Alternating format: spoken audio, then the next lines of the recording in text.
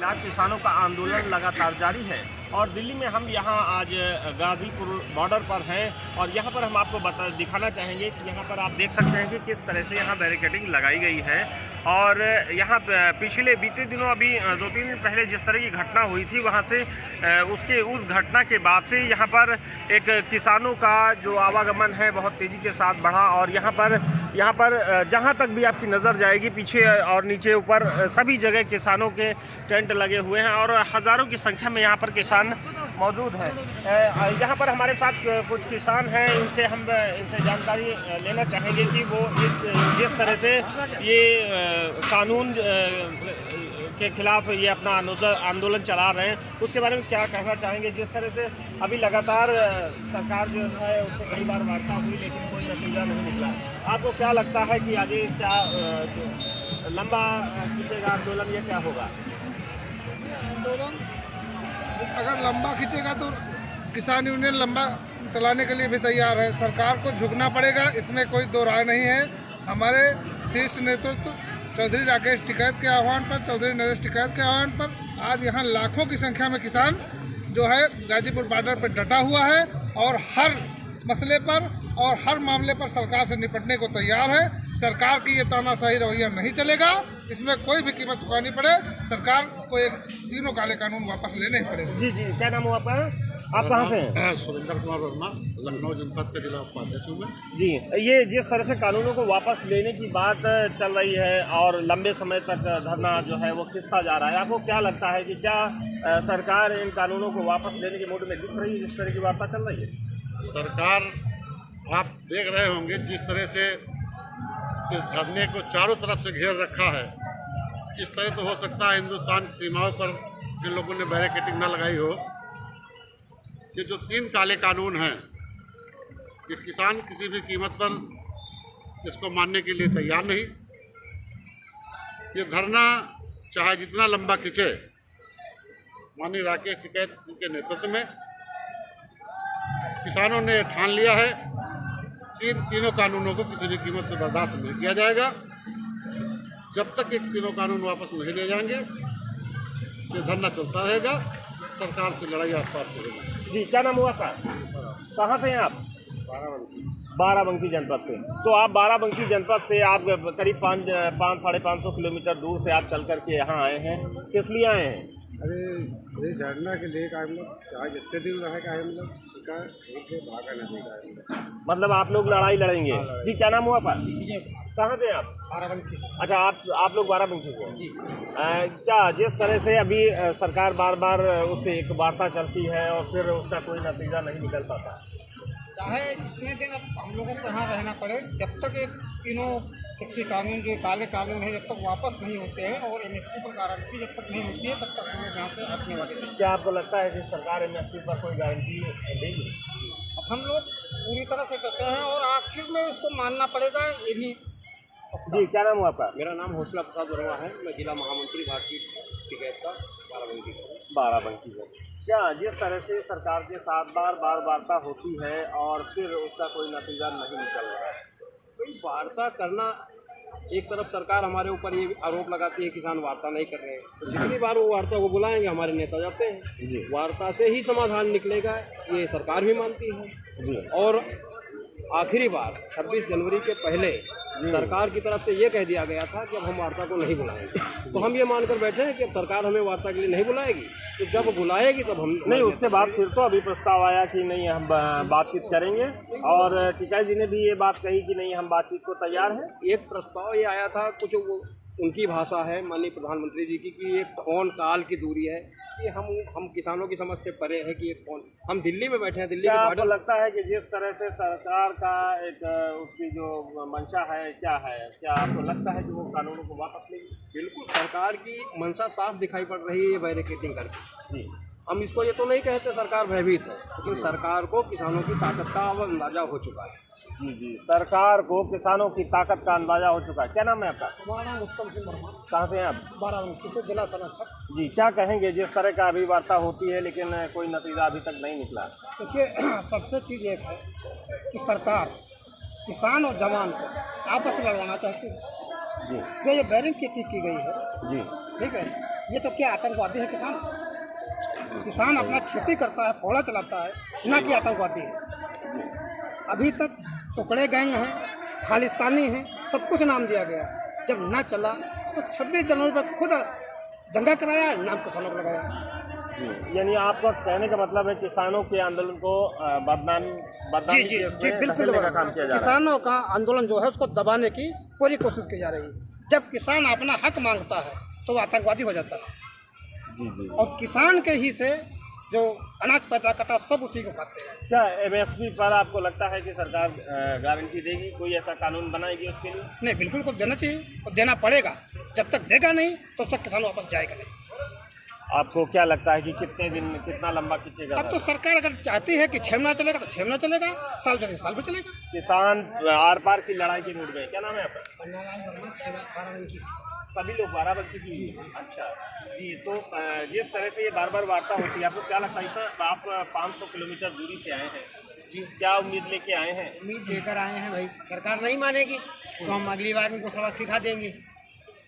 क्या करेंगे? अरे इन लोगों को हरवा देंगे हम लोग भाई। हमारा मान लीजिए हम हैं, अकेले आए हैं गांव से, हमारे साथी व्यवहारी हैं, हमारे यूनियन के लोग हैं, इनका विरोध करेंगे। अगली बार इनको गांव में वोट मांगने नहीं देंगे भाजपा वालों को। जी। क्या जैसे आपको लगता है जैसे ये हमें दिल्ली में मिलने नहीं देते हैं तो हम इनको वोट मांगने नहीं देंगे। क्या नाम है आपका? देव कुमार। कहाँ से आए आप? मैं दिल्ली से आया। जी। आप किसान हैं? मेरा परिवार किसान था, लेकिन फिलहाल मैं दिल्ली में रहता हूँ जी। और मैं एक टीचर हूँ।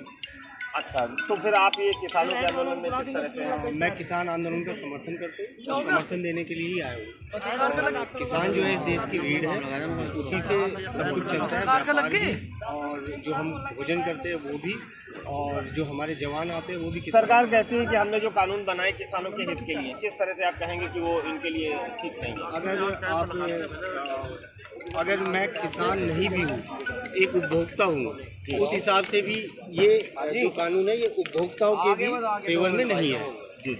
एक अनलिमिटेड स्टोरेज करने की फैसिलिटी सरकार ने दे दी, जैसे 1940 से पहले थी, जिसमें कि जो बड़े बड़े व्यापारी थे वो अनलिमिटेड स्टोरेज करते थे और लोग भुखमरी से पीड़ित थे। आपको पता है हमारे देश में अकालों का इतिहास रहा है, और उसके बाद जो स्थिति हमारे नेताओं ने संभाली थी, दोबारा से उसी स्थिति की ओर ये जो कॉन्ट्रैक्ट फार्मिंग है, इसमें एक जो स्टोरेज का क्षमता है वो बिल्कुल उस पर कोई नियंत्रण नहीं है। ऐसी स्थिति में जैसे एक ये अनाज जो लोगों को मिलता है, क्या आपको लगता है कि इस पर कोई विशेष प्रभाव पड़ेगा? बंद हो जाएगा? एक्चुअली कॉन्ट्रैक्ट फार्मिंग और स्टोरेज एक्ट दोनों अलग अलग है।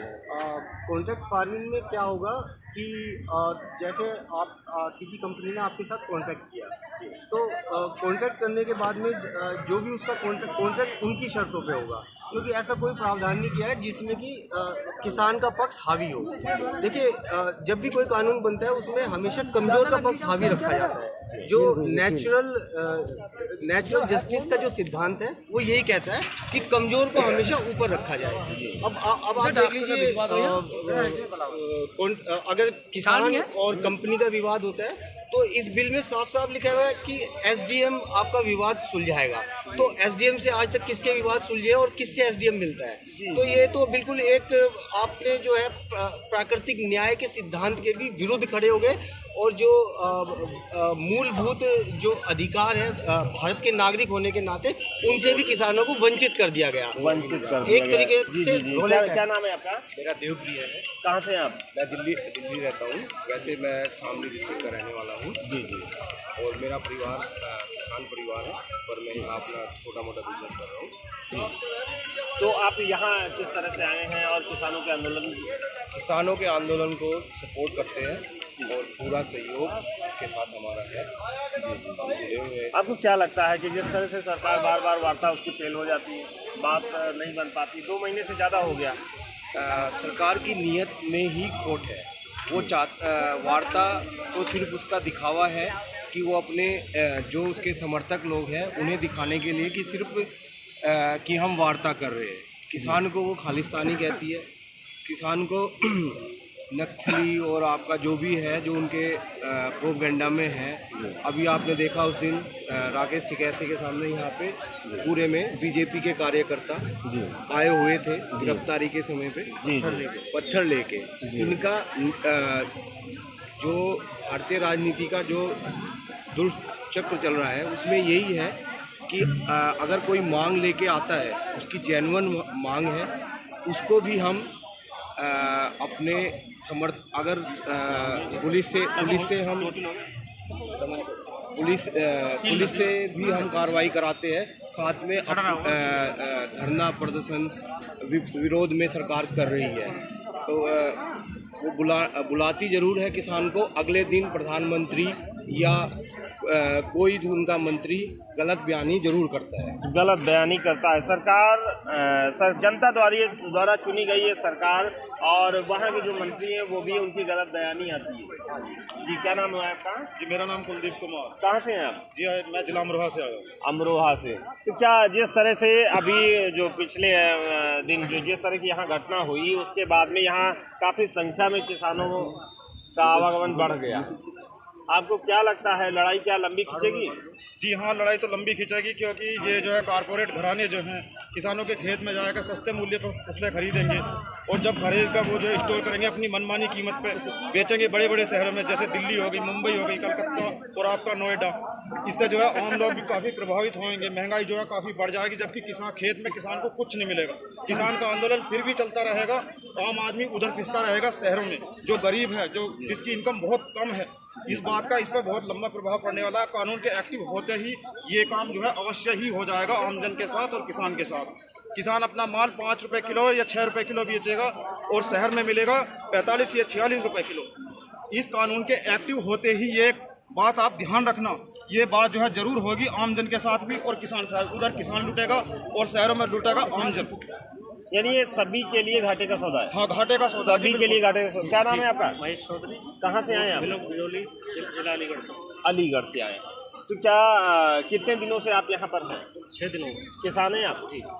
तो आपको क्या लगता है कि क्या जिस तरह से सरकार बार बार वार्ता को बुलाती है और फिर बात नहीं बनती, आज 2 महीने से ज़्यादा का समय हो गया, क्या लगता है आंदोलन लंबा चलेगा? वो आंदोलन वापस, वो जो है तीनों कानून जो है वो वापस लेने चाहिए, वापस लेने चाहिए, जरूर वापस चाहिए। जी, क्या नाम है आपका? नाम तो ये बता देना। बॉर्डर पर अभी आपने जैसा किसानों को देखा कि वो लगातार उनके मन में ये बात है कि लड़ाई लंबी चलेगी, और वो किसान लंबी तैयारी से यहाँ पर अपना धरना प्रदर्शन कर रहे हैं। मैं पवन कुमार गुप्त, फ्रेश न्यूज़, गाजीपुर।